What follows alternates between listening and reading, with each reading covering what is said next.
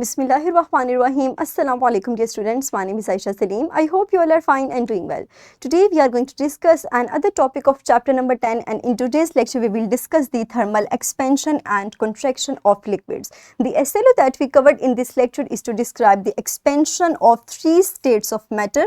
इसमें से एक state को that is liquid state उसको हम आज के lecture के अंदर cover करेंगे on heating and contraction on cooling in terms of particles. So dear students, lesson को अपने start करते हैं, but before starting the lesson let's revise few concepts. Quickly tell me that what are the key properties of liquid?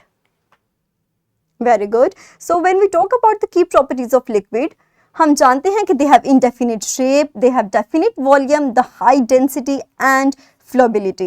ये हमारे पास कुछ properties हैं जो कि लिक्विड के अंदर मौजूद होती हैं. इसके अलावा अगर हम इसके पार्टिकल्स की बात करें लिक्विड के, तो हम जानते हैं कि हमारे पास लिक्विड के पार्टिकल्स क्लोजली पैक्ड होते हैं, लेकिन उस तरह अरेंज नहीं होते जिस तरह सॉलिड के पार्टिकल्स अरेंज होते हैं. ये मुसलसल रैंडम मोशन के अंदर होते हैं. इसी तरह अगर हम उनकी एनर्जी की बात करें तो they have more kinetic energy as compare to the solid particles, और इसीलिए ये इजीली मूव कर सकते हैं and they slide past each other while remaining relatively close together.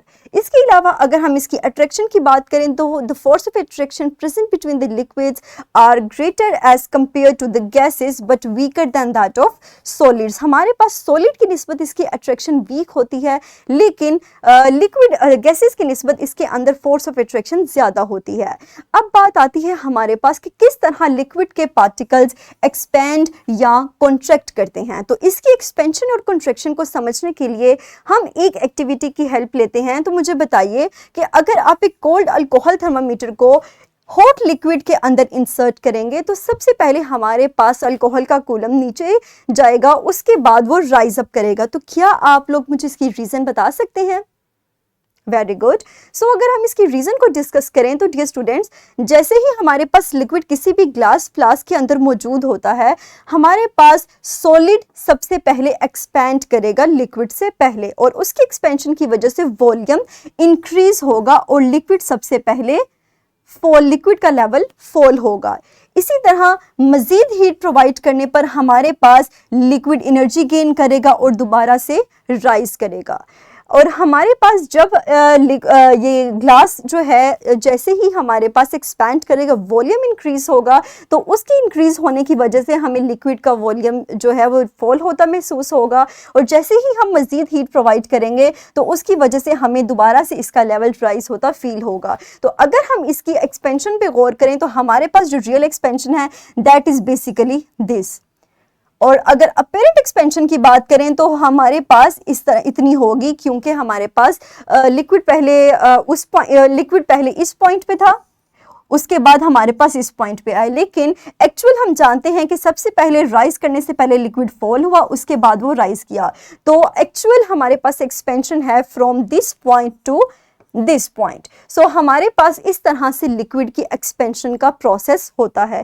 इसीलिए थर्मामीटर के अंदर भी जैसे ही हम उसको हॉट लिक्विड के अंदर प्लेस करेंगे, सबसे पहले ग्लास एक्सपैंड करेगा जिसकी वजह से हमारे पास अल्कोहल का कूलम डिक्रीज होगा, लेकिन जैसे ही हीट उस तक पहुंचेगी वो दोबारा से राइज होगा और हम उसकी एक्सपेंशन को इजीली ऑब्जर्व कर सकेंगे.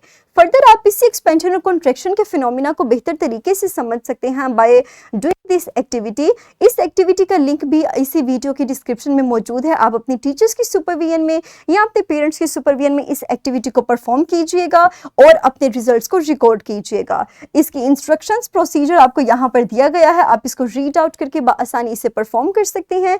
And after performing this you have to write that what did you observe, and और यहाँ पर आप अपनी कंक्लूजन को इंटरप्रेट करेंगे, अपने ऑब्जर्वेशंस को इंटरप्रेट करेंगे. नेक्स्ट हम मूव करते हैं about the peculiar behaviour of water. Dear students, जब हम लिक्विड की बात करते हैं तो हमारे पास उन तमाम लिक्विड्स में से वाटर ऐसा लिक्विड है जो कि थोड़ा सा खास बिहेवियर शो करता है, और इसी बिहेवियर को हम समझेंगे the behaviour of water against heating and cooling that differs from that of other liquids. और किस तरह से ये दूसरे लिक्विड से मुख्तलिफ होता है हम इसको समझते हैं. डियर स्टूडेंट्स, अगर हम लिक्विड को हीट करें फ्रॉम 0 to 4 डिग्री सेल्सियस, जैसे ही टेम्परेचर इंक्रीज होगा हमारे पास एक्सपेंशन की बजाय कंट्रैक्शन होगी.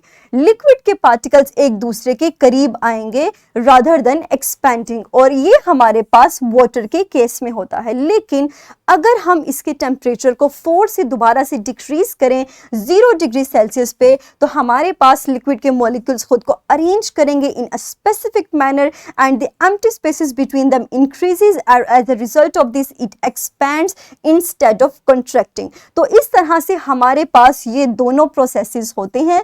अगर हम टेम्परेचर को डिक्रीज करेंगे, टेम्परेचर को इंक्रीज करेंगे, तो यही पार्टिकल्स जो कि एक रेगुलर अरेंजमेंट में, एक रेगुलर मैनर में जिन्होंने अपने आप को अरेंज किया हुआ है, इनकी काइनेटिक एनर्जी इंक्रीज होगी और ये एक दूसरे के करीब होते जाएंगे, तो इसीलिए वो कॉन्ट्रैक्ट होंगे। लेकिन जैसे ही हम टेम्परेचर को इंक्रीज करेंगे, यही रैंडम मोशन में मौजूद पार्टिकल्स खुद को स्पेसिफिक मैनर में अरेंज करेंगे, उनके दरमियान में एम्प्टी स्पेसेस मौजूद होंगी और इसी वजह से ये एक्सपैंड करेंगे रादर देन कॉन्ट्रैक्टिंग। तो इस तरह से वाटर हमारे पास दूसरे लिक्विड्स की निस्बत एक पिक्यूलियर बिहेवियर, एक खास किस्म का बिहेवियर शो करता है, और इसी बिहेवियर की वजह से हमारे पास इसके कुछ इफेक्ट्स हैं जिसको हम डिस्कस करते हैं।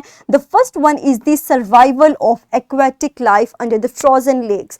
डियर स्टूडेंट्स, हम जानते हैं कि कोल्डेड रीजन में हमारे पास जो अपर लेयर है उसका टेम्परेचर डिक्रीज होता है, और जैसे ही आइस की फॉर्मेशन होती है उसकी पार्टिकल्स की अरेंजमेंट के मुताबिक उनके दरमियान एम्प्टी स्पेसेस मौजूद होती हैं, और यही एम्प्टी स्पेसेस उसके वॉल्यूम को इंक्रीज करती हैं जबकि डेंसिटी को डिक्रीज करती हैं, और इसीलिए आइस हमारे पास पानी के ऊपर फ्लोट करती है and it acts like an insulation, जो कि मजीद ठंडी हवा को नीचे जाने से रोकती है और हमारे पास नीचे पानी का टेम्परेचर मेंटेन रहता है, और इसीलिए colder regions में भी aquatic life beneath the water in the lower level of the water वो maintain रहती है।